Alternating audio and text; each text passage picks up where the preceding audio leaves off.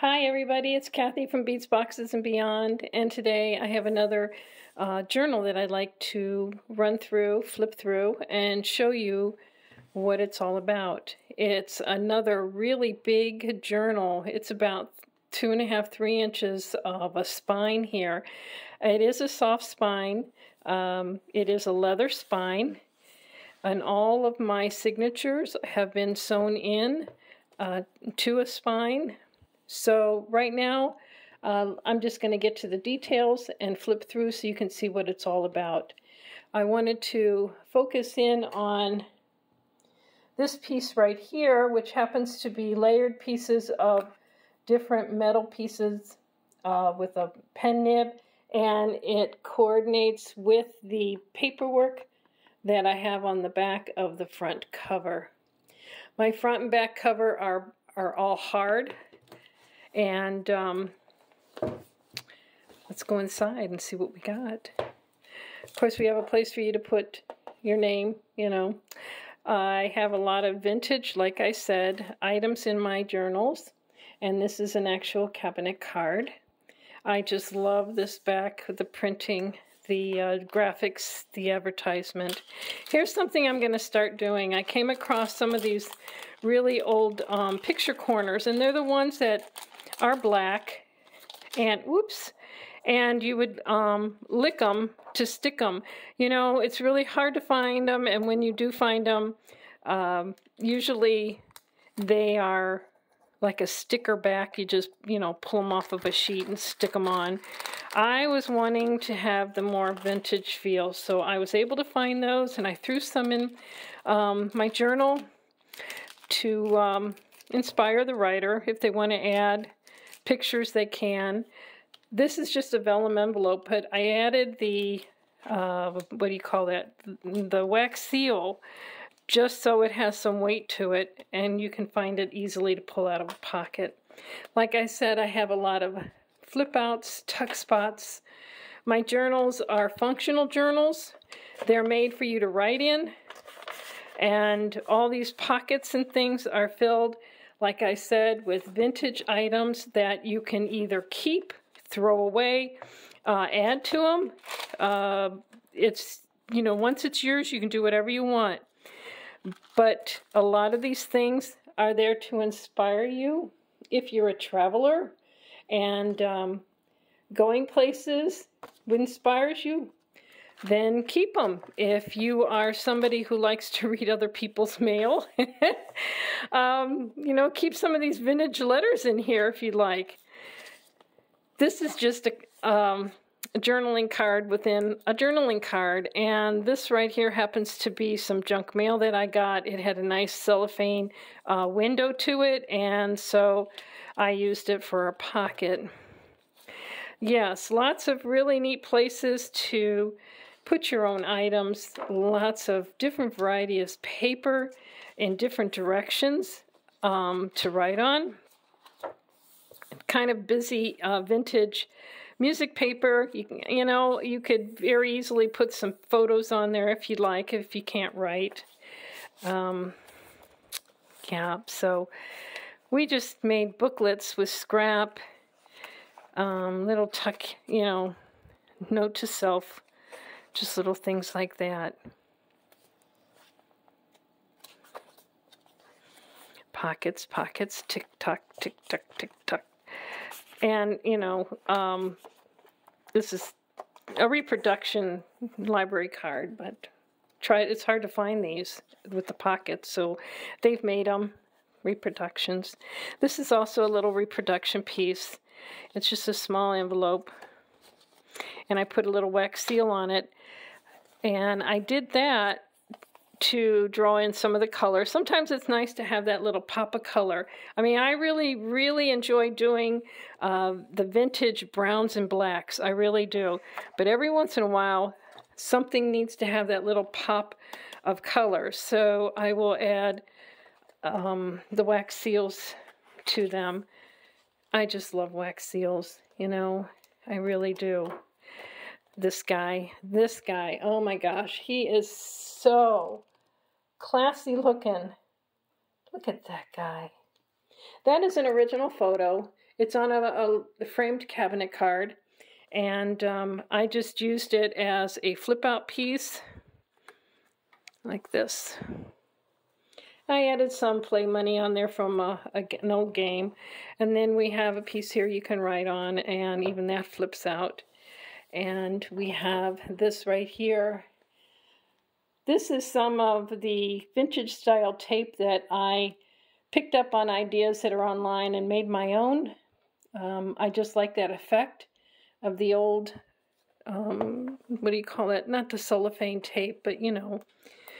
So I was trying to copy that to make it look old kind of thing, and seeing what everybody else does out there, and I came up with my own way of doing that. And I do have a video on how I went about that and the steps I did to make it. It's not real clear video. I'd like to redo it again, and I probably will in the near future, but there's so many other people out there that they're doing the same thing. So you just take a little bit of this and a little bit of that and put your own spin on it, and your own colors, and you know, voila, it works for you. And I like taking little pieces like this of just stationery paper and just putting a, you know, a little stamped piece on there. It's too big to go that way, which would have been nice to have that flap kind of sticking out over, but it's not going to work. So I made this double tag. And so let's stick that on there like that. Lots of little places for concert tickets and things. Here's another tag within a tag. It's got a, you know, a card within there. And that just pops in here. But it's holding this back, which folds out and, you know, has a pocket. And this piece right here just unfolds, and we've got another couple of pockets for journaling cards and things that you want. I just love this vellum here. That came off of an old, I think that came off of an old greeting card, so I wanted to use that a bit. Another old letter, actually it's a card. This is, it's dated 1938, and it's a graduation card, but look at how beautiful that is. It's got like a nice little foil backing, and it's really cool to get these old cards and just see all the work that went into them.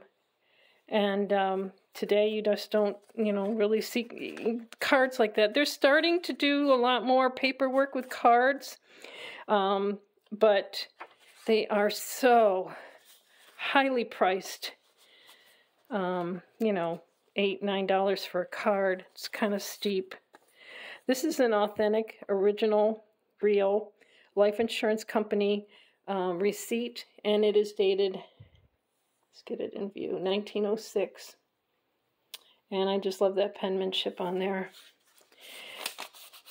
And this is one of those, came from one of the booklets where you would save your grocery stamps, you know, the stamps you would get when you would grocery shopping.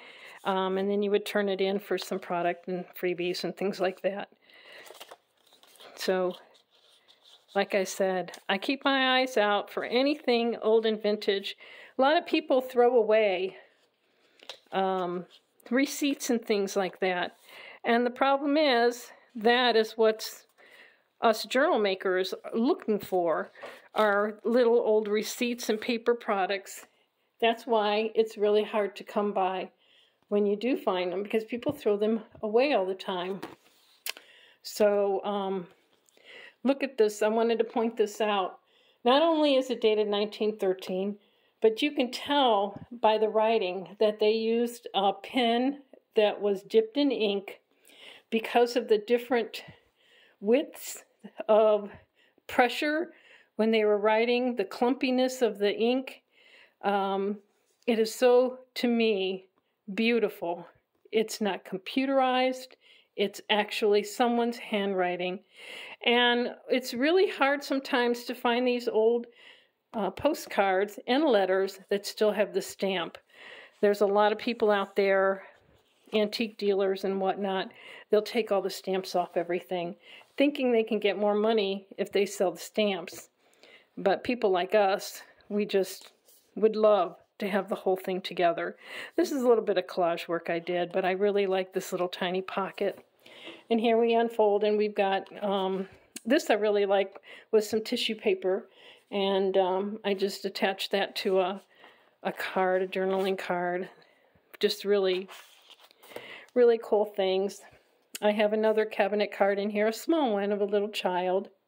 This backing, though, is not as decorative as the other one. And, of course, in a receipt here from long ago, and in a little tuck spot with some fake stamps.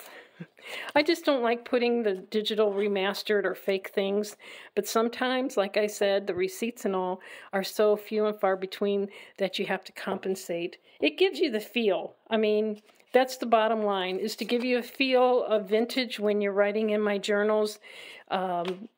If you are someone like that really enjoys the solemn, not really solemn, the brown, the warm colors, the whole idea of vintage, then you would probably enjoy writing in the journal, I would think. And I make these because this is how I like my journals. I'm not a writer, but I just love these colors. And this right here, this fold out, this was actually a greeting card, and it had some overlay thingies, papers inside, and I took them out and turned that into just a really nice decorative fold out. So little pieces like that. This is a part from a child's book. This, of course, is a reproduction piece, but I just loved it because there is so much variety of penmanship all over it.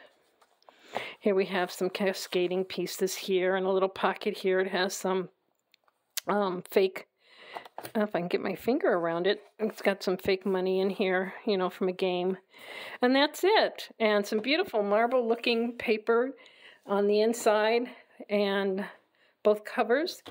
And I have my seal. It says it was made by me. So yes, I hope you enjoy that. That's another one of my journals, and it's going to be listed in my Etsy shop.